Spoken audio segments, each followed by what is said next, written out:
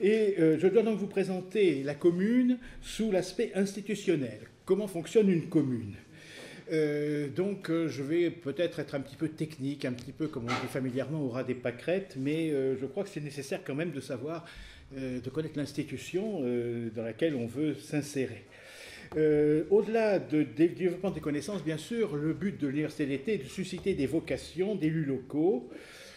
Et je demande par avance d'ailleurs aux élus locaux qui seraient présents leur indulgence ainsi qu'aux juristes pour des propos qui peuvent paraître parfois élémentaires. C'est difficile de présenter à des personnes qui ont un niveau de connaissance différent. Par ailleurs, j'ai tenté de donner des renseignements exacts, mais je dois dire que la législation et la réglementation sont extrêmement variables. On a l'impression d'être sur des sables mouvants, ça change tout le temps. Et donc, quand vous cherchez des documents, vous trouvez quelquefois des choses qui ont 2 ans, etc. On vous dit, non, c'est plus du tout comme ça, et ainsi de suite. Donc, je vous demande votre indulgence. Donc, je vais vous parler de l'importance stratégique et politique des communes. Alexis de Tocqueville, auteur politique de la première moitié du XIXe siècle, a écrit dans un célèbre ouvrage de la démocratie en Amérique la phrase suivante. « C'est dans la commune que réside la force des peuples libres. Les institutions communales sont à la liberté, ce que les écoles primaires sont à la science. Elles la mettent à la portée du peuple, elles lui en font goûter l'usage paisible et l'habituent à s'en servir. » Et c'est effectivement bien voir ce milieu très spécial qu'est la commune. C'est effectivement, j'allais dire, une petite démocratie. Alors, je sais que le mot ne va pas plaire à tout le monde. À Civitas, on n'a pas une tendresse immense pour la démocratie, qui n'est pas exempt de reproches au plan politique, puisqu'il favorise les ambitions déréglées et l'oppression de chacun par tous. Mais au plan local, du fait de la proximité, de la nécessaire conciliation d'intérêts particuliers, c'est de fait la solution la plus répandue. Et d'ailleurs, comme il a été dit hier au sujet de l'historique, dans l'ancienne France, il y avait bien sûr l'égide, sous l'autorité des seigneurs, sous l'égide du pouvoir royal, il y avait déjà des communautés d'habitants qui fonctionnaient avec des assemblées générales fort démocratiques. C'est cette institution élémentaire que nous allons étudier au plan technique. Comment fonctionne une commune et quel est le rôle de ses organes? Donc nous allons la présenter au plan du droit administratif et accessoirement un peu de la sociologie administrative. Mais nous allons aussi, comme l'indique le titre de la communication, voir dans quelle mesure les communes ont une importance stratégique dans la conquête du pouvoir politique. Car n'oublions pas que Civitas est un parti politique et que l'objectif poursuivi par les catholiques rentrant en politique après une longue éclipse, c'est le pouvoir politique. Ce qui est d'ailleurs un objectif noble, je précise, c'est pas un désir d'obtenir les places et les prébendes, c'est un désir de servir le bien commun. Alors on rappelle que la stratégie, c'est un ensemble d'actions coordonnées en vue d'une victoire, et c'est emprunté au vocabulaire militaire, et ce mot de stratégie s'oppose à tactique, c'est-à-dire l'art de combiner les moyens et séquences particulières qui s'insèrent dans une stratégie d'ensemble. En quelque sorte, il y a la bataille des municipales, mais elle fait partie d'un affrontement plus général. Donc, la bataille des municipales, c'est la tactique. L'affrontement plus général pour le pouvoir, c'est la stratégie. Donc, est-ce que la commune est un poste stratégique? C'est ce que nous allons voir. Est-ce que c'est un enjeu de pouvoir politique? C'est un lieu de pouvoir, nous allons le voir, et nous verrons aussi s'il est possible d'y arriver. Depuis longtemps, on s'est aperçu de l'importance de cette commune. Sous la Restauration, un grand juriste, Henrion de Pensée, qui était à la fois conseiller d'État et membre de la Cour de cassation, a écrit un ouvrage au titre explicite « Du pouvoir municipal et de la police intérieure des communes ». Et il écrit « Au-dessous des pouvoirs législatifs, exécutifs et judiciaires, il en est un quatrième qui tient tout à la fois public et privé, réunit l'autorité du magistrat, celle du père de famille. C'est le pouvoir municipal.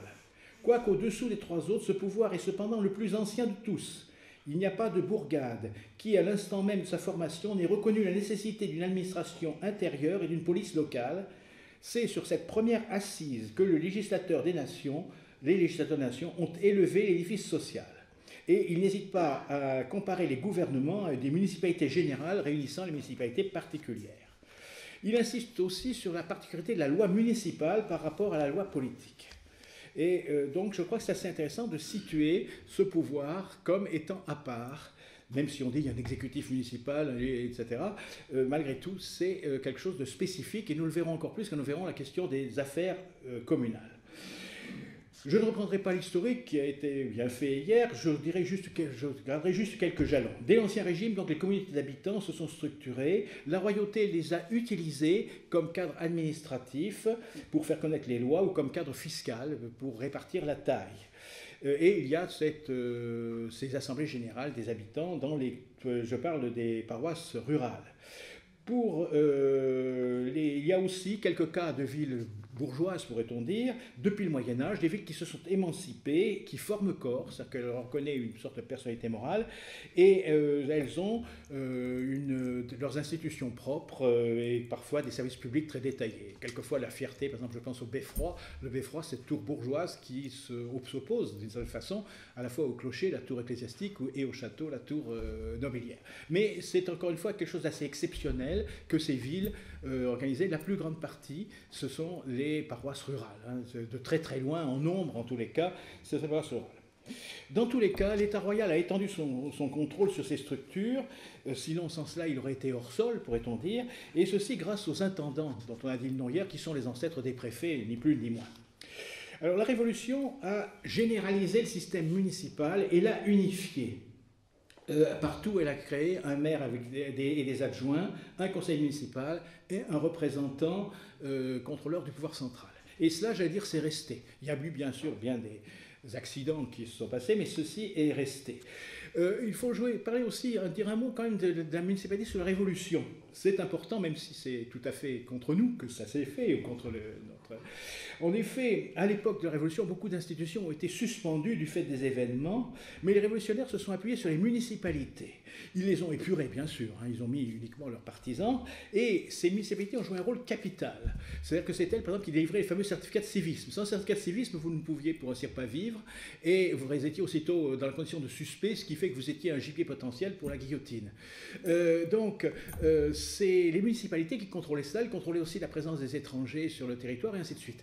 Le pouvoir révolutionnaire s'est appuyé là-dessus. C'est une leçon qu'il faut retenir. Pour tenir le pays au plus près, il faut avoir un réseau local. Et ça, c'est vrai aussi pour nous, bien sûr. Donc, il faut réfléchir à ça. Quand on voit la Révolution française, on pense toujours aux aspects, au sommet, disons, le renversement du roi, etc. Mais il y a aussi, à la base, justement, ce réseau qu'ils ont réussi à constitué, et aussi d'ailleurs la prise en main des forces de police ou de gendarmerie de l'époque, c'est-à-dire que tout le pouvoir étatique est tombé entre leurs mains. Donc tout ça est à réfléchir. Alors quoi qu'il en soit, l'une des conséquences de la Révolution, c'était l'unification des structures juridiques des communes, grandes ou petites, rurales ou urbaines. Elles ont toutes la même organisation, maire, conseil municipal, et soumission à l'État. À une exception près, Paris, qui a toujours eu un régime dérogatoire, longtemps pas de maire, et une police qui encore maintenant est pour l'essentiel au préfet de police, représentant de l'État. Et à Paris, il y a le préfet de police plus le préfet en face du maire. Il y a donc une autorité, mais je n'en parlerai pas longtemps, ce n'est pas vraiment notre objectif, notre propos, mais je suis remarqué. Depuis 1982, Lyon et Marseille ont des régimes comparables à celui de Paris. Par ailleurs, il y a eu des différences de statut entre les communes qui sont nées malgré tout à cause de la population et du nombre, c'est-à-dire que pour ce qui est en matière électorale en particulier, il y a des différences, j'en reparlerai. Alors, les municipalités n'étaient que de simples circonscriptions de l'État sous la Révolution, mais à partir de la première moitié du XIXe siècle, on leur a reconnu ce qu'on appelle la personnalité morale. La personnalité morale, c'est le droit d'agir en justice comme une personne civile, comme une personne privée. Pourquoi leur a-t-on reconnu cela? Parce que les municipalités avaient des biens. Quelques-uns, je dirais que la Révolution, l'Empire les ont beaucoup diminués. Malgré tout, ils avaient des biens, donc on a dit, puisqu'ils ont des biens qu'ils gèrent, eh bien, ils ont une personnalité. Et donc, on va reconnaître aux communes une personnalité, avant même de la reconnaître au département, qu'il a eu par la suite également. Ensuite, le 19e siècle a vu se généraliser le procédé électif, d'abord pour les conseils municipaux, puis ensuite pour les maires. Et c'est à partir de la Troisième République qu'on est arrivé au système classique qui est toujours le même, c'est-à-dire que les conseils municipaux sont élus par la population et le maire est élu par le conseil municipal. On l'oublie souvent parce que quand on a les résultats d'élection, on nous dit Monsieur Attel est élu. Non, en fait, c'est sa liste qui est là en tête et il est élu dans la semaine suivante, mais il y a une phase supplémentaire. Alors, dès la Troisième République, il y a eu une loi importante sur les communes. C'est la loi du 5 avril 1884 qui a justement d'ailleurs proclamé cette élection du maire par les conseillers municipaux. Cette loi a été restée longtemps en vigueur. Elle a été remplacée en 1957 par un code de l'administration communale qui en est issu. Lui-même d'ailleurs retransformé en 1977 en code des communes et finalement retransformé dans les années 96 pour la partie législative et 2000 pour la partie réglementaire en code général des collectivités territoriales. Alors, vous allez me dire, tout ça c'est du sabir, c'est l'histoire de code des communes, d'administration communale, etc. Mais malheureusement, c'est comme ça. Et notamment les futurs élus locaux doivent se familiariser avec ça. Ils auront affaire à ce code général des collectivités territoriales, qui est un code qui a ses structures des codes nouveaux, c'est-à-dire que vous avez une partie législative, vous avez les grands principes, et une partie réglementaire qui est parallèle, et vous avez les applications. Bon, on apprend assez vite à jongler avec ça, mais c'est une présentation comme ça. Alors c'est un code très vaste qui a codifié une quantité de textes sur les communes. Il comporte 7 parties, et elle-même subdivisée en livres, en titres et en chapitres. Donc vous voyez, c'est vraiment un gros ouvrage assez indigeste. Hein. Je dois dire, les textes de loi nouvelles sont mal écrits. On écrivait bien, je vois les textes napoléoniens ont la qualité de la clarté. Je crois que c'est Stendhal qui disait qu'il lisait le code civil pour le style. Maintenant, je crois qu'on ne chercherait pas le style, ou alors on ne le trouverait pas en tout cas. C'est autre chose. Alors enfin, encore quelques mots avant d'entrer dans le vif du sujet. Vous allez dire que je suis long à y arriver, mais je crois que c'est un peu important de signaler certaines choses. Quelques remarques sur l'importance politique des communes. Tout d'abord, à la fin du XIXe siècle, elles ont eu une importance capitale, et là encore que nous n'avons peut-être pas trouvé très favorable, dans le basculement des tendances politiques. En effet, en 1875, les constituants qui ont fait les lois constitutionnelles de la Troisième République, qui étaient monarchistes, ont voulu contrebalancer la Chambre des députés, dont ils sentaient qu'elle allait d'ailleurs passer chez les Républicains, et ils ont voulu créer une autre chambre, un Sénat. Sénat qui devait représenter les communes. On l'a surnommé parfois le Grand Conseil des communes de France. Et encore maintenant, les électeurs sénatoriaux sont issus des collectivités locales. Malheureusement pour les monarchistes, avait eu lieu une révolution silencieuse, celle-là, pas du tout tonitruante, mais il y avait eu une espèce de relève des notables traditionnels par de nouvelles catégories sociales, souvent des médecins, des gens de nouveaux notables, souvent républicains. Ce qui fait que ce Sénat, tout en restant très conservateur, s'est avéré républicain. Et donc ça a été, vous voyez, ce basculement des communes a été fondamental pour asseoir le régime. Donc ça montre quand même que ça a une certaine importance. Et vous savez quand même que le Sénat a de l'importance, malgré tout. On l'a vu sur le temps du général de Gaulle avec le président Monerville, qui n'avait pas hésité à se dresser contre certaines mesures, il avait traité de forfaiture certaines transformations constitutionnelles. Ou bien nous l'avons vu encore récemment, et plutôt j'allais dire favorablement, le Sénat a été courageux dans l'affaire Benalla, et alors que l'Assemblée nationale s'est couchée devant le pouvoir politique. Donc cette deuxième chambre a de l'importance. Bon, le fait qu'elle ait échappé évidemment au courant monarchiste ne nous plaît pas, mais on peut aussi se dire que si nous avions beaucoup de communes un jour, pourquoi pas repenser à jouer la partie inverse. On sait aussi, pour ce qui est de l'importance des communes, on a vu, je ne voudrais pas longtemps en parler, mais on a vu un petit peu on a vu que le président Macron, quand il a été élu des médias, et c'était Jupiter trônant très loin, qui a même méprisé un petit peu le congrès des maires. Lorsqu'il y a eu la crise des Gilets jaunes, il s'est tourné vers qui? Vers les maires. Car les maires sont la seule autorité en qui les Français ont montré garder une certaine confiance.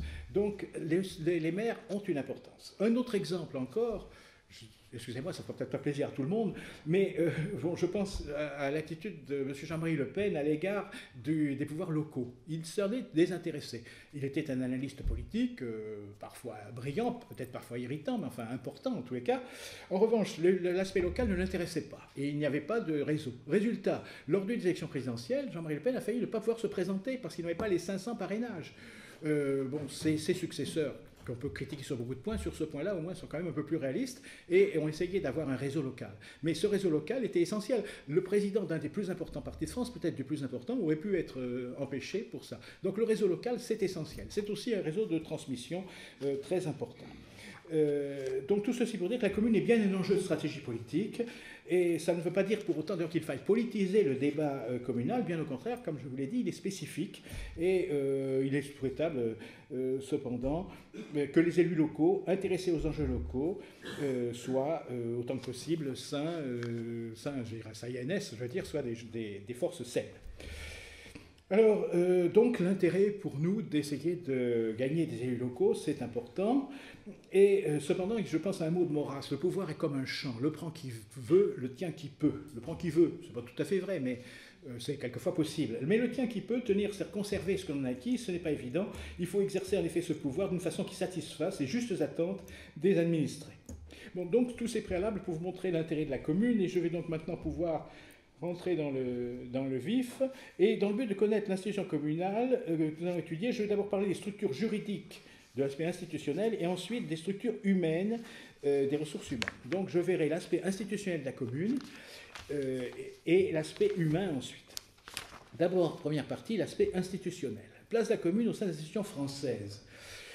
C'est une personnalité propre, comme je l'ai dit, elle se situe à la base de l'édifice institutionnel. Pour cette raison, elle subit le contrôle de l'État, c'est-à-dire des institutions administratives et judiciaires de l'État. Par ailleurs, la commune voit sa place contestée, et c'est très important, on en a déjà parlé hier et je vais revenir là-dessus, avec de nouvelles structures, les intercommunalités. Et c'est une chose que rencontreront nécessairement les candidats et les élus, donc je parlerai de cela. Donc d'abord, la commune au sein des institutions de l'État et ensuite les intercommunalités. La commune au sein des institutions de l'État, c'est une collectivité territoriale, c'est-à-dire non seulement une division du territoire, mais encore une entité qui a une personnalité, une entité de droit public d'ailleurs, puisqu'il y a aussi des personnalités de droit privé, des personnes publiques de droit privé, hein, comme les sociétés par exemple, mais là c'est une personne de droit public, comme l'État, comme le département, comme la région. Alors ces collectivités territoriales, elles sont créées, éventuellement supprimées par la Constitution elle-même. C'est l'article 72 de la Constitution qui le dit. Les collectivités territoriales de la République sont les communes, les départements, les régions, les collectivités à statut particulier et les collectivités non régies par l'article 74. Bon, ce qui nous intéresse, nous, c'est surtout les communes, bien sûr. Donc la Constitution garantit leur existence. Il est précisé que la loi peut en changer une collectivité, n'est-ce pas, au lieu et place d'une ou plusieurs collectivités nationales. Il y a eu des tentatives, par exemple, il y a eu une tentative, je crois, de réunir les départements alsaciens en une seule collectivité. Donc ça, c'est une tentative par la loi. C'est toujours un peu dangereux, parce que c'est à la marge. C'est toujours un petit peu dangereux, ce genre de... Mais la loi peut, effectivement, modifier les collectivités territoriales.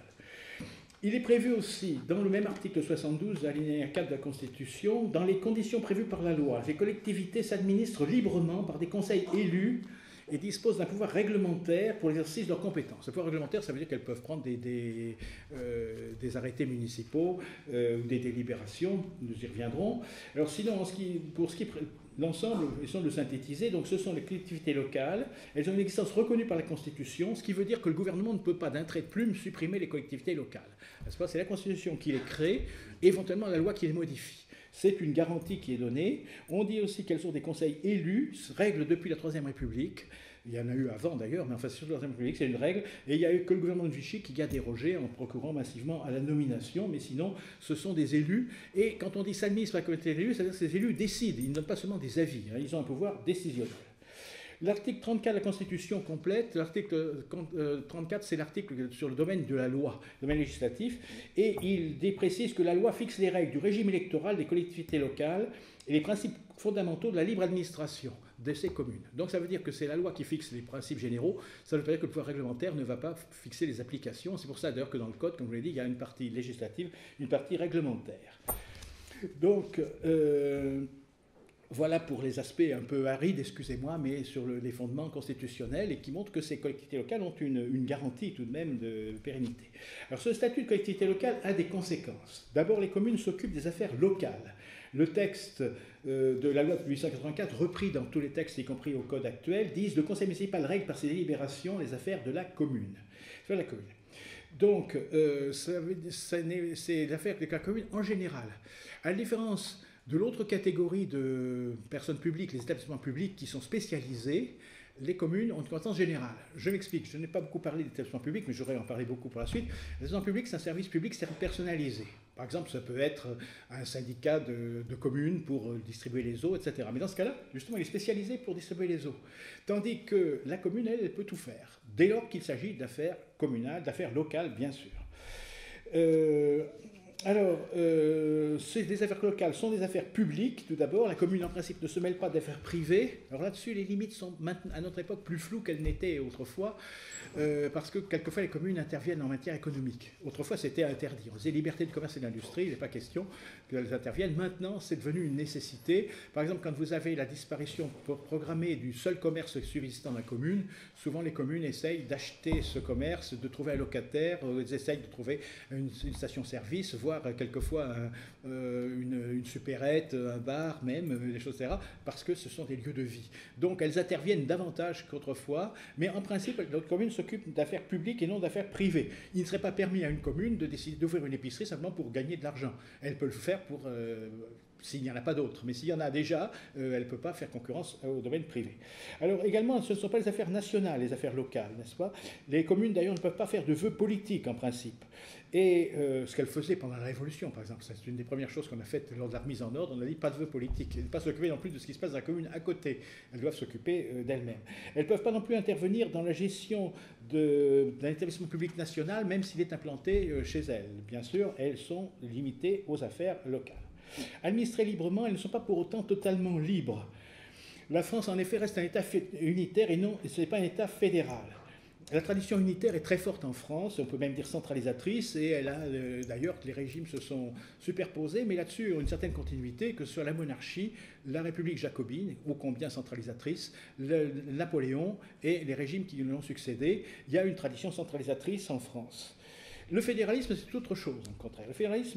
Dans un fédéralisme, il y a des États fédérés, que ce soit les Länder allemands, les États américains, les cantons suisses, et ces États sont autonomes et ils participent à l'État fédéral. C'est-à-dire qu'on dit qu'ils ont la compétence de leurs compétences, d'ailleurs. C'est eux qui ont la compétence de principe et ils délèguent simplement à l'État fédéral certaines compétences communes. Tandis que dans l'État unitaire, c'est l'inverse, c'est l'État qui décide quelles sont les compétences qu'il laisse aux collectivités locales. Alors, et bien sûr, cet aspect centralisateur a suscité des réactions, surtout que depuis la Révolution, c'est devenu très fort. J'ai dit qu'il y avait une tradition de régime à régime, c'est vrai. Néanmoins, sous la monarchie, il y avait encore des contre-pouvoirs. Je ne dis pas que la monarchie n'ait pas cherché à les éliminer, d'ailleurs. Elle l'a miné, mais elle n'y avait pas réussi. Depuis la Révolution, il n'y a plus de contre-pouvoir sur place. Donc, ça s'est beaucoup renforcé. D'où des réactions, certaines volontés décentralisatrices, je vous en cite quelques-unes, le Lorrain Maurice Barrès ou le Provençal Charles Maurras, qui tous les deux estimaient que l'État était trop centralisé. Vous avez aussi de l'autre côté le socialiste Proudhon, qui a des idées assez intéressantes d'ailleurs, puisque Proudhon revendique carrément un fédéralisme, c'est-à-dire qu'il voudrait que chaque collectivité s'auto-organise et que simplement pour les affaires communes elles s'entendent, mais il est pour une auto-administration extrêmement étendue. Cependant, en France, la centralisation l'a emporté au moins jusqu'à 1982, je vais y revenir, et comme le disait Maurras, les Français sont appelés à traiter des questions les plus graves du plan politique, mais ils n'ont pas le pouvoir de déplacer une fontaine ou une route. Et c'était effectivement vrai. Alors, dans le cas d'un État unitaire, en effet, même se voulant décentraliser, c'est l'État central qui détermine l'étendue des libertés locales qu'il consent, et donc il y a souvent des mouvements d'aller et retour. Souvent, on revient au préfet, et nous le verrons quand nous parlerons des intercommunalités. Les préfets ont joué un rôle très important dans la définition de ces intercommunalités. Donc, l'État a quelquefois tendance à donner d'une main et reprendre d'une autre. J'aurai bien des illustrations. Alors, comment s'exprimait la puissance de l'État central? Jusqu'en 1982, on utilisait un mot qui est un mot du vocabulaire du droit privé, qui est la tutelle. La tutelle, c'est ce que exercent les parents sur leurs enfants mineurs, ou ce qu'on exerce sur des personnes âgées qui n'ont plus tout à fait leurs moyens intellectuels. Et vous voyez, c'est assez fort, ça voulait dire que les collectivités étaient un peu des mineurs que l'État gouvernait. Alors, en 1982, on a supprimé le mot, attention à la chose, nous le verrons, nous posons la question. Alors, plusieurs modalités de contrôle sont possibles par l'autorité centrale. On peut contrôler en légalité ou en opportunité, c'est-à-dire qu'on décide simplement est-ce que le maire et son conseil ont décidé quelque chose qu'ils pouvaient faire, ou bien est-ce que l'État, même s'il pouvait le faire, l'État n'est pas d'accord. Donc, légalité, opportunité. On peut donner une approbation préalable ou non. Donc on peut exiger, par exemple pour le budget, avant de l'exécuter, qu'il soit approuvé, ou on peut aussi dire, si on ne les approuve pas, c'est que c'est approuvé comme ça. Ça peut être express ou tacite. Avant les lois de 1982, les lois de fer, de décentralisation, puisque c'est lorsqu'il y a eu alternance, lorsque François Mitterrand est arrivé au pouvoir, qu'il y a eu cette décentralisation, certains actes de la commune ne pouvaient être mis à l'exécution que si le préfet donnait son autorisation préalable. Et le préfet avait aussi un pouvoir d'annulation des actes du maire, des actes de la commune, mais pas seulement pour illégalité, mais aussi pour inopportunité. Et il pouvait même parfois se substituer à l'autorité municipale. Si le maire refusait ou négligeait d'accomplir un acte, eh bien, le préfet faisait cet acte à sa place. Par exemple, lorsqu'il y a une dépense obligatoire, que le maire refusait de la mettre ou négligeait de la mettre au budget, eh bien, le préfet l'inscrivait lui-même, c'est le préfet rectifiait le budget fait par le maire. C'est un pouvoir, vous voyez, c'est un pouvoir très fort qu'avait l'État. La loi de décentralisation du 2 mars 82, qui a été même été accompagnée d'autres lois par la suite, a desserré la tutelle. Le nom d'ailleurs a disparu pour les collectivités locales. Il n'a pas disparu pour les établissements publics, mais il a disparu pour les collectivités locales. Désormais, les délibérations de la commune sont transmises au sous-préfet et s'ils ne les contestent pas, elles sont exécutoires. Donc c'est une approbation tacite et c'est pas une approbation, c'est une approbation a posteriori. Le contrôle du président de l'État ne s'exerce plus que sur la légalité, non pas sur l'opportunité. Alors ça a des avantages et des inconvénients. Hein. Sur l'opportunité, par exemple, supposons un maire d'une commune qui décide de créer une piscine.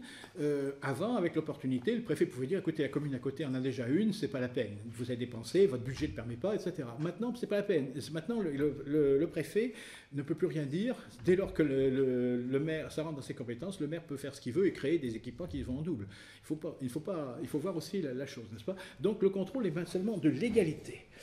Le préfet a aussi le pouvoir a posteriori de contester une délibération, mais il ne peut pas l'annuler lui-même. Il doit saisir le tribunal administratif. Par exemple, s'il y a une dépense obligatoire qui n'est pas écrite au budget, le préfet saisit le tribunal administratif en disant « et on devait inscrire ». J'ai tort, pour ce qui est des dépenses, il saisit la Chambre régionale des comptes. Mais pour d'autres matières, pour la tribunal administrative, il saisit le tribunal administratif, n'est-ce pas? Donc c'est soit le tribunal administratif pour les affaires administratives, soit la Chambre des comptes pour les affaires financières. C'est-à-dire que le préfet, des choses que lui-même pouvait faire directement. Néanmoins, le préfet garde le pouvoir d'imposer le sursis à exécution d'une délibération en attendant que soit jugé son recours. Donc vous voyez, il garde quand même un certain pouvoir. Vous vous rappelez peut-être des aventures de M. Maigret, qui a été maire et qui avait décidé de créer une allocation pour les naissances, mais uniquement pour les enfants d'origine française.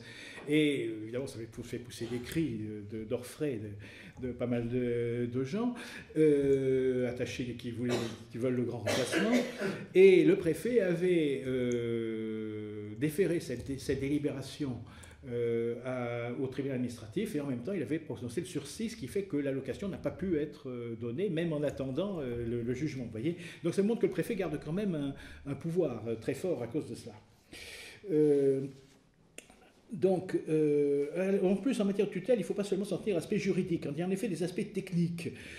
Par exemple, vous avez un aspect qui paraît bienveillant a priori, mais une petite commune qui n'a pas de service technique, le préfet, dans sa grande bienveillance, peut lui dire que la préfecture a des services et va les mettre à sa disposition. Il est bien évident que l'étude du projet va peut-être être un petit peu influencée dans ce cas-là. Il y a aussi une limite, c'est les moyens financiers des communes. Les communes ont pour moyen la fiscalité locale et les subventions de l'État. Et donc, c'est limité et là aussi, la tutelle peut passer par là. L'octroi de prêts, hein, on refuse ou on accepte ou non, ça crée des limites. On a comparé la liberté des communes à cause de leurs moyens financiers limités à celle qu'a un enfant majeur qui vit encore chez ses parents. C'est un petit peu ça, hein, d'une certaine façon. L'État garde quand même un regard de cette façon. Donc, comme je vous le disais, il y a toujours une tension quand même entre les tentatives d'autonomie des communes et des collectivités locales et puis des forces qui poussent vers un retour à la centralisation. Alors, quelles sont ces forces qui vont vers la centralisation? C'est d'abord la nationalisation de certains services par l'État, Par exemple, la police nationale, c'est le grand Vichy qui a fait une police nationale, et ça échappe au maire. Il y a une police locale, je reparlerai, mais la police nationale, elle lui échappe. Les hôpitaux, c'est un service national en général, ça échappe souvent au maire, par exemple. Donc, premier aspect, le maire ne contrôle pas tout, il y a des services qui sont à l'État. Ensuite, les demandes des administrés eux-mêmes, car les administrés ne sont pas toujours pour la décentralisation, contrairement à ce qu'on pourrait croire. Les administrés veulent notamment des services publics équivalents. Donc ils disent, à côté c'est mieux, donc si la commune ne peut pas le faire, eh ben, on demande à l'État. Dans ce même sens, d'ailleurs, on a créé il y a quelques années un mécanisme de péréquation, c'est-à-dire que les communes les plus aisées sont obligées de reverser une partie de leurs ressources pour aider les communes les plus pauvres. Quand cette loi a été adoptée, d'ailleurs, il y a eu des réactions très curieuses des parlementaires, car ils ne se sont pas divisés entre droite et gauche. Ils sont divisés selon qu'ils représentaient des collectivités pauvres ou des collectivités riches, n'est-ce pas? Mais donc il y a une péréquation, et ça va dans le sens de la centralisation, parce que ça va dans le sens d'égaliser. Et puis il y a surtout une chose dont je vais parler maintenant dans le deuxième aspect de cette première partie, c'est les transferts de compétences à un cadre intercommunal. Et je vais parler de ces intercommunalités, leur nom est déjà venu plusieurs fois, et je crois que c'est essentiel pour comprendre la situation des communes. Donc, les intercommunalités. Alors, comme il a été dit, le nombre des communes est très important en France, très différent des pays voisins, où il y a déjà eu des regroupements, très souvent, et la France a un nombre de communes énorme, un petit peu moins de 35 000. On était à 36 000 il y a quelques années, mais à la suite des créations d'intercommunalités, on a perdu à peu près 1 000. Parfois, on a essayé de les regrouper d'autorités. Il y a d'ailleurs un souvenir qui est un peu un serpent de mer, on parle toujours, c'est municipalité de canton de la Révolution. C'est sous le Directoire, où on avait décidé que chaque petite commune, qui était les paroisses d'Ancien Régime, à peu près, chaque élirait un maire et un adjoint, et que tout ce monde se réunirait au chef-lieu du canton, donc petite circonscription de proximité, et que là, on aurait une municipalité de canton. Et c'est elle qui avait à peu près tous les pouvoirs, y compris d'ailleurs, il y a peut-être parmi vous des généalogistes, quand on fait la généalogie, quand on cherche les actes de l'époque du Directoire, on est obligé d'aller les chercher au chef-lieu de canton et non pas à la commune. Donc on a fait cette tentative, ça n'a pas réussi, Napoléon est revenu dessus en donnant avec les communes classiques, mais malgré tout c'est un serpent de mer et très souvent vous ressort les municipalités de canton de cette façon comme une espèce de modèle. Alors les petites communes ont effectivement souvent eu des difficultés compte tenu de leurs faibles moyens, et l'idée de s'associer entre communes voisines paraît alors évidente. Elle n'est pas toujours d'ailleurs, parce que par exemple, on m'avait cité il y a quelques années le cas d'une petite commune rurale qui était voisine d'une grande commune beaucoup plus peuplée. Mais la petite commune était très riche, parce qu'elle possédait encore des bois. Donc quand elle avait besoin d'argent, elle coupait un arbre et puis elle s'en sortait de cette façon. La commune voisine regardait ça, elle qui n'avait pas du tout qui avait beaucoup de population et pas de patrimoine, avec une certaine convoitise, et donc la grande commune était partisane d'une fusion dont la petite n'avait absolument pas besoin. Bon, mais c'est quand même un cas un peu exceptionnel, et les petites communes ont souvent difficulté à réaliser les services publics. Donc on a mis en place depuis le 19e siècle des systèmes associatifs, ce sont les syndicats de communes. Bon, rien de plus naturel a priori, vous avez à distribuer de l'eau, vous faites un syndicat de distribution des eaux entre les communes voisines, les maires s'entendent entre eux pour le gérer, pour répartir les bénéfices ou les pertes, ça se passait très bien. Syndicat à vocation unique d'abord, puis c'est en 1890 que la loi est passée à ce sujet, puis ensuite syndicat à vocation multiple depuis 1955. Donc ces syndicats qui s'occupent de plusieurs services sur place. Bon, là rien à dire, j'allais dire c'est de l'association.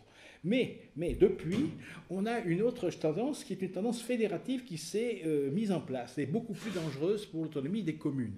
C'est-à-dire que les communes, au lieu de gérer ensemble comme des associés qui gèrent ensemble une affaire, ont créé un organisme qui est censé leur rendre service à toutes, mais qui finit par être leur supérieur et qui finit par prendre leur pouvoir. Et c'est en cela, ce sont ce qu'on appelle les intercommunalités de projet. Donc des formes d'intégration beaucoup plus poussées, avec parfois même des compétences obligatoires, comme par exemple en matière d'incendie, de logement, etc., plus des compétences facultatives. Et l'une des caractéristiques de ces établissements publics nouveaux, de coopération intercommunale, d'où ECPI, le sigle c'est Établissement public de coopération intercommunale, on les a dotés d'une fiscalité propre. C'est-à-dire que quand vous recevez vos impôts locaux, vous avez souvent, on vous dit par la commune, et puis on vous met pour l'établissement, etc. Une fiscalité propre qui est gérée par l'organisme intercommunal et non plus par les communes. On n'est plus dans l'association comme précédemment. Alors il y a eu bien des lois à ce sujet qui ont créé ces divers groupements. Je ne rentre pas dans les détails parce que d'abord ça a évolué, et puis ça n'est pas, ça nous intéresse assez peu de rentrer dans les districts, les métropoles, c'est des communautés de communes, communautés de villes, enfin il y en a une série de ce point de vue. Il y a tout un tas de noms de ces organismes, je dois en avoir une liste quelque part, mais voyons, syndicat d'agglomération nouvelle, communauté de communes, communauté d'agglomération, communauté urbaine, métropole, etc. Donc ça s'est créé en plusieurs fois, et ce qu'il faut retenir, c'est qu'on pousse à une volonté d'intégration des communes dans leur ensemble, et qu'il y a un organisme qui est communautaire et qui prend les pouvoirs qui étaient ceux des communes auparavant. Alors, quand même, les dernières étapes méritent d'être notées. Une loi du 12 juillet 1999, une loi Chevènement d'ailleurs, qui a renforcé les communautés urbaines et qui a poussé vers l'établissement public à fiscalité propre, notamment communautés d'agglomération. Puis une loi de 2004 relative aux libertés et responsabilités locales. C'est toujours dangereux. Quand on parle de loi sur les libertés, c'est qu'on veut les restreindre en général. Et elle incite à constituer des groupements communaux à fiscalité propre. Puis en 2008, une loi du 1er janvier qui a un intérêt statistique. Elle compte à l'époque 2393 communautés de communes qui ont un financement propre et 15 636 syndicats. C'est intéressant, vous allez voir après à quoi on va arriver. On va arriver à des chiffres très différents. Là, vous voyez, plus de 15 000 syndicats de communes. Mais c'est des syndicats, je veux dire, tous azimuts. Hein. Dedans, ils ont compté les syndicats d'adduction d'eau, des syndicats très locaux, etc. Vous allez voir que ça va être restreint. Alors, une loi du 16 décembre 2010 décide de rationaliser par force. Toutes les communes doivent désormais adhérer à une intercommunalité. C'est ça quand même vraiment le grand changement. Toutes les communes doivent adhérer à une intercommunalité. Et effectivement, elles le feront à peu près toutes. Il y a une cinquantaine qui jusqu'ici semblent avoir échappé. Et puis, une loi du 7 août 2015 va, elle, faire carrément une nouvelle organisation. C'est la loi NOTRe. Alors, elle a augmenté le seuil démographique pour les communautés de communes de 5 000 à 15 000 habitants, avec quand même quelques dérogations pour les pays peu peuplés. Et elle a décidé que chaque commune devait appartenir à un ECPI à fiscalité propre. Donc, c'est plus question d'avoir son petit syndicat dans son coin. Là, désormais, c'est ces établissements publics qui ont eux-mêmes la fiscalité. Donc, c'est une atteinte à l'indépendance des maires. Et à la suite de ça, les préfets ont dressé des schémas de coopération intercommunale. Ils ont parfois imposé des modifications de périmètre des syndicats existants, des fusions, des transformations de syndicats existants. Donc, vous voyez que le centralisateur est quand même toujours assez près aussi, hein, dans ce cas-là.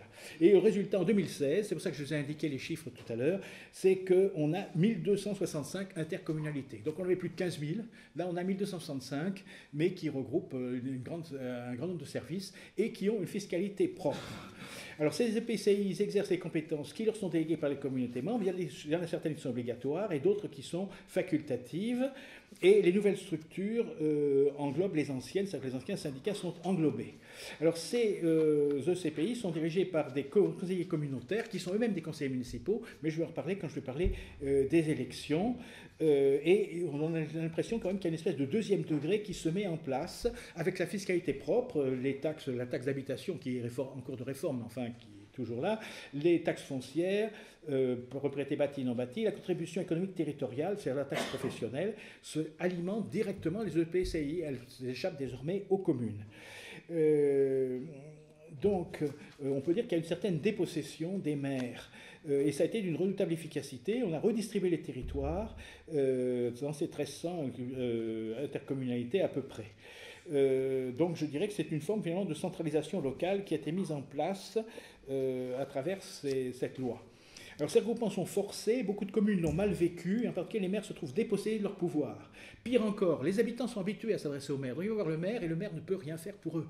Il dit « Ah oui, mais ça ne dépend plus de moi ». Donc ça a certainement détruit des vocations de maire dans ce cas-là, parce que les habitants ont l'impression qu'on les abandonne, et on ne sait pas toujours à qui se fier et à qui demander... Voilà, maintenant que j'ai expliqué le cadre, donc le cadre communal et ce cadre des PCPI, j'en viens maintenant aux élus communaux, le deuxième parti, l'aspect humain de la commune. Alors, j'ai dit que c'est une petite démocratie locale administrée par des élus Et bon, la démocratie n'est pas illégitime ici. Saint Thomas admet le régime mixte, où il dit que dans l'État, la monarchie c'est l'unité de décision. Hein, je ne parle pas nécessairement de monarchie héréditaire, mais l'unité de décision est nécessaire, que les élites, donc la sphère aristocratique, sont à l'échelon intermédiaire, mais la démocratie au plan local, en tant que gouvernant du peuple, ou bien aussi, on peut prendre le mot de Léon XIII, bonne action favorable en faveur du peuple, la démocratie n'est pas illégitime à ce point de vue. Attention, je parle bien de la démocratie en tant que régime et pas du tout en tant qu'une espèce d'idéal et comme c'est devenu maintenant, où on vous dit, pour dire quelque chose est bon, on vous dit c'est démocratique. C'est pas ça que je veux dire du tout. Je veux dire par là, comme moyen de décision, c'est un moyen comme un autre qui a ses avantages et ses inconvénients. Alors d'abord, je vais présenter le système électoral et ensuite les attributions des maires, adjoints et conseillers. D'abord les élections. Les élections. Alors, les élections municipales sont des élections à 2 tours et le mode de scrutin varie selon la population. Dans les communes d'au moins 10 000 habitants, il y a un scrutin majoritaire plurinominal avec panachage. Dans les communes de plus de 10 000 habitants, c'est un scrutin de liste proportionnel avec prime majoritaire. Je m'explique. Je voulais rajouter quand même, avant de venir dans le détail de ces deux modalités, rappeler qu'il y a en outre, depuis une loi du 17 mai 2013, et donc à partir de 2014, des règles de parité hommes-femmes. Applicable dans les communes de plus de 1000 habitants, n'est-ce pas? Donc on a voulu augmenter le nombre des femmes dans ces communes. Et puis, dans les communes en général, en outre, les ressortissants de l'Union européenne sont électeurs, ils sont même éligibles, mais ils ne peuvent être que conseillers, ils ne peuvent pas être maires ou adjoints, et ils ne sont jamais électeurs sénatoriaux. Malgré tout, c'est un accro au principe, puisque la République française, normalement, on dit que la souveraineté appartient au peuple. Or là, vous avez des gens qui ne sont pas du peuple français et qui exercent indirectement, parce que même s'ils ne sont pas électeurs sénatoriaux, ils sont électeurs tout simplement, et donc ça joue tout de même. C'est infinitésimal, mais c'est un entorse au principe. Alors, sont éligibles tous les électeurs âgés de 18 ans au moins, autrefois c'était 23 ans, il faut être inscrit sur la liste électorale de la commune et payer des contributions directes locales. Il y a aussi des cas d'incompatibilité. Je vois avec horreur que je reste très peu de temps. Donc, je passe sur il y a diverses incompatibilités. On ne peut pas être député, sénateur, préfet et en même temps maire, etc. On pourrait discuter sur la question, est-ce que c'est bien qu'il n'y ait plus de député maire ou de sénateur maire? On avait un temps pensé laisser un mandat local, un mandat national. Je laisse, je n'ai pas le temps de développer cela. Donc, dans le cas des petites communes, les candidats maintenant doivent se déclarer. Autrefois, ce n'était pas nécessaire. On pouvait être élu même sans avoir été candidat. Désormais, ce n'est plus possible. En revanche, on peut panacher les listes. C'est-à-dire que vous pouvez prendre 3 dans une liste et 3 dans l'autre. Vous pouvez rayer des noms, prendre le dernier et pas le premier, et ainsi de suite. C'est possible dans les petites communes. Les suffrages sont comptabilisés pour chacun individuellement. Pour être élu au premier tour, il faut avoir la majorité absolue des suffrages exprimés, et le quart d'ailleurs des votants. Au deuxième tour, les sièges sont attribués à la majorité relative. Pour les communes de plus de 1000 habitants, c'est un scrutin de liste. Donc il y a des listes complètes, n'est-ce pas? Il faut qu'il y ait tous les noms, pas de panachage. Et au premier tour, il faut la majorité absolue pour être élu, sinon il y a un deuxième tour entre les listes qui ont obtenu au moins 10% des suffrages précédemment. Il peut y avoir des fusions de listes entre les deux tours, ça c'est important. Hein. Je connais une commune où il y avait eu 4 listes de droite contre une liste de gauche au premier tour, et au deuxième tour, les 4 listes de droite ont fusionné et elles ont emporté la municipalité. Donc il peut y avoir des changements de cette façon. Alors, il y a une prime majoritaire. Ça, c'est c'est comme une canaillerie, dirais-je, qui avait été inventée à l'époque du gouvernement Juppé, parce qu'il faut dire que les gens du Front National, quand ils avaient des élus, faisaient quelquefois pencher d'un côté ou de l'autre. C'est-à-dire que si vous aviez une majorité mais relative, mettons de droite libérale, vous aviez une minorité importante de gauche et vous aviez une minorité importante du Front National. Et donc, en votant un coup à droite, un coup à gauche, il donnait une certaine incertitude, ça donnait du tangage dans la gestion. Donc, Juppé a décidé de donner une prime majoritaire. Alors, comment est-ce que ça marche? Eh bien, la liste arrivée en tête, que ce soit premier ou deuxième tour, a automatiquement la moitié des sièges. Et l'autre moitié est partagée à la proportionnelle entre toutes les listes participantes, y compris celle qui a déjà gagné. Donc, ça veut dire que vous avez une énorme surreprésentation de la liste en tête. Je passe sur les modalités et détails, mais voilà le système de cette prime majoritaire qui a effectivement assuré des majorités stables, mais ce qui ne correspond pas vraiment à la présentation. Alors Paris, Marseille et Lyon ont un statut spécial à cause des arrondissements, mais je passe. Alors les intercommunalités jouent un rôle, évidemment, dans ces élections, puisqu'on élit des conseillers communautaires, en même temps que les conseillers municipaux. Ce sont tous des conseillers municipaux, les conseillers communautaires. Vous avez sur le bulletin l'indication des conseillers communautaires. Je parle des communes de plus de 1000 habitants. Pour ces moins de 1000 habitants, c'est encore les maires, chaque commune qui désigne.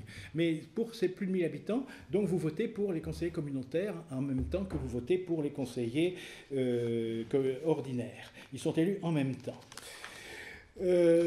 Voilà pour l'essentiel du système électoral. Avec le temps qui me reste, je ne vais pas plus loin. Et je vais maintenant parler des attributions des maires, adjoints et conseillers municipaux. En ce qui concerne le maire, on souligne un dédoublement fonctionnel. Le maire est agent de l'État et agent de la commune à la fois. En tant qu'agent de l'État, il publie et exécute les lois, règlements, etc. Il collabore avec les services de l'État, par exemple pour les services électoraux, comme on nous a dit maintenant c'est l'INSEE, malgré tout il faut un peu quelqu'un sur place pour surveiller, les recensements, l'égalisation de signatures, et puis certaines activités d'ordre judiciaire, à l'occasion desquelles le maire est d'ailleurs sous la tutelle, non pas, ou le contrôle, non pas du préfet, mais du procureur. Notamment, il y a d'autres choses, mais c'est principalement en tant qu'officier de l'état civil. C'est lui qui rédige les actes et conserve les actes d'état civil, et c'est lui ou des adjoints qui célèbrent les mariages. D'où les histoires des questions avec le mariage gay, dont je crois un religieux dont nous parler plus tard. En tant qu'agent de la commune, le maire a diverses prérogatives. C'est lui qui préside le conseil municipal, il prépare des délibérations du conseil et le budget, c'est très important. Et il a des pouvoirs propres, mais bien sûr sous le contrôle du conseil et du préfet. Il représente la commune dans la vie juridique, notamment en justice. Il conserve et administre les propriétés de la commune, les biens ordinaires et aussi les biens communaux. Il en subsiste, malgré les amputations de la Révolution. Il y a des biens communaux qui ont un statut particulier, souvent des règles de gestion anciennes, qui parfois même antérieures de l'Ancien Régime, qui ont subsisté dans ces biens, on ne les gère pas n'importe comment. Et puis les biens ordinaires, la mairie possède son hôtel de ville, par exemple, choses comme ça. Il dirige la police municipale qui ne faut pas compter avec la police nationale. En fait, c'était l'ancien garde champêtre qui sont devenus la police municipale. C'est une affaire locale. Et puis les chefs hiérarchiques du personnel communal qui peut être étendu ou réduit. On nous a parlé hier de Tarascon qui avait 300 agents, ce qui me paraît énorme, j'avoue, pour la dimension de la ville. Il y a beaucoup de villes où le personnel se réduit à un secrétaire de mairie et peut-être un agent technique, mais ça est parfois réduit. J'aurais voulu parler du secrétaire de mairie. D'ailleurs, théoriquement, le titre disparaît. Vous savez, la manie de supprimer des appellations. Alors, c'est un personnage qui était connu. Maintenant, on parlera d'attachés territoriaux à la place. Mais enfin, c'est la même chose. Le secrétaire de mairie, c'est un peu l'homme à tout faire. Il double le maire, c'est-à-dire que c'est lui qui prépare le budget, etc. Avec le maire, il prépare les délibérations. Et puis, il dirige les services techniques, etc. Mais c'est un peu la doublure. Quelquefois, c'est aussi un obstacle pour le maire, le secrétaire de mairie. Un secrétaire de mairie bien implanté, ancien, puissant, il connaît parfois mieux les dossiers et peut être. Alors, on ne les appellera plus pareil, mais ça existe toujours. Le personnel, le personnel, c'est le maire qui nomme, c'est le maire qui révoque, etc. Mais malgré tout, désormais, le personnel a un statut général de la fonction publique territoriale et donc la municipalité est beaucoup moins libre qu'auparavant. Ensuite, donc j'avais parlé du contrôle du préfet. Il y a aussi le contrôle du juge qui existe toujours. Alors le préfet peut déférer les actes au juge et aussi tout simple citoyen. Dès lors qu'une délibération lui paraît mauvaise, on peut saisir le tribunal administratif. Alors comment le maire agit-il ? Il agit par des arrêtés municipaux, soit réglementaires. Par exemple, il réglemente le stationnement. Ça a une valeur permanente. Dans ce cas-là, cet arrêté doit être publié et affiché, ou bien individuel. Une décision, dans ce cas-là, elle doit être notifiée à la personne à qui on notifie telle ou telle décision. Le maire aussi conclut les contrats avec l'approbation préalable du conseil municipal. Il peut aussi déléguer des fonctions à des adjoints ou voire même à des conseillers municipaux. Au plan disciplinaire, il peut être suspendu ou même révoqué par décret. Mesures graves, bien sûr, qui doivent toujours être motivées. Le maire est l'organe d'exécution du conseil. Je vous rappelle, c'est le conseil qui règle par ses délibérations les affaires de la commune. Alors, il comporte des adjoints et des conseillers municipaux. Il y a un ordre du tableau pour ces conseillers. Il faut que les 3/4 d'entre eux habitent dans la commune. Sinon, les autres sont des conseillers dits forains qui habitent dans la commune. Ils participent aux réunions. Autrefois, il y avait des sessions. Maintenant, il n'y a plus de sessions. Donc, ça peut être toute l'année qu'il peut y avoir des réunions. Les conseillers ou les adjoints peuvent se voir déléguer des fonctions par le maire. maire, par exemple pour participer à des organes délibérants ou pour représenter la commune dans telle ou telle circonstance.